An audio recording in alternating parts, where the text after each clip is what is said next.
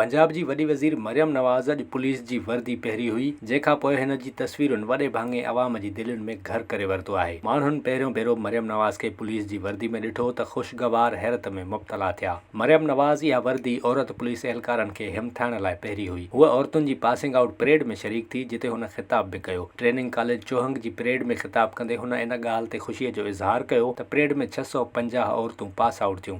मरियम नवाज़ खे command stick बि खयल हुई ऐं सैल्यूट बि पुलिस ऑफिसरनि जहिड़ो करे रही हुई। ख़ूबसूरत वज़ीर आला जी उमिरि ते घटि माण्हुनि जो ध्यानु वेंदो आहे। असुल में गूगल ॿुधाए थो त मरियम नवाज़ जी उमिरि 50 साल आहे, पर हैरानी जी ॻाल्हि इहा आहे त नानी बणिजण जे बावजूदु मरियम नवाज़ ख़ूबसूरत ऐं स्मार्ट नज़र अचे थी ऐं संदसि तस्वीरूं हमेशह सोशल मीडिया जी ज़ीनत बणिजी वेंदियूं आहिनि। जेतोणीकि घणे भाङे माण्हू संदसि साराह करे रहिया आहिनि, पर कुझु माण्हू मरियम नवाज़ जे अहिड़े अमल खे हिकु ड्रामो करार ॾेई रहिया आहिनि। ॿिए पासे मुख़ालिफ़नि मरियम नवाज़ जी वर्दी पहिरण ते तबसुरा कया आहिनि। शहबाज़ गिल चयो आहे त सुभाणे हीअ आर्मी चीफ जी वर्दी न पहिरे अचे। मोनिस इलाही चयो त हीअ त पंहिंजो मज़ाक बणाए रही आहे। मरियम नवाज़ तक़रीब खे ख़िताब कंदे औरतुनि जी ज़िम्मेवारियुनि ते ॻाल्हायो ऐं पुलिस एहलकार औरतुनि खे सलाह ॾिनी त औरतुनि जी दिलि नरम हूंदी आहे, पर हू ज़ालमनि सां रहम न कनि, खेनि अंजाम ताईं पहुचाइनि, छो त मुआशिरे में इंसाफ़ क़ाइमु करणु ज़रूरी आहे। ॿिए पासे मरियम नवाज़ जे वर्दी पहिरण ख़िलाफ़ केस दाख़िल कराइण लाइ लाहौर जी सेशन अदालत में दरख़्वास्त ॾिनी वई आहे। एडवोकेट सैयद वक़ार जी दरख़्वास्त में मौक़िफ़ इख़्तियार कयो वियो आहे त मरियम नवाज़ पुलिस एहलकार नाहे।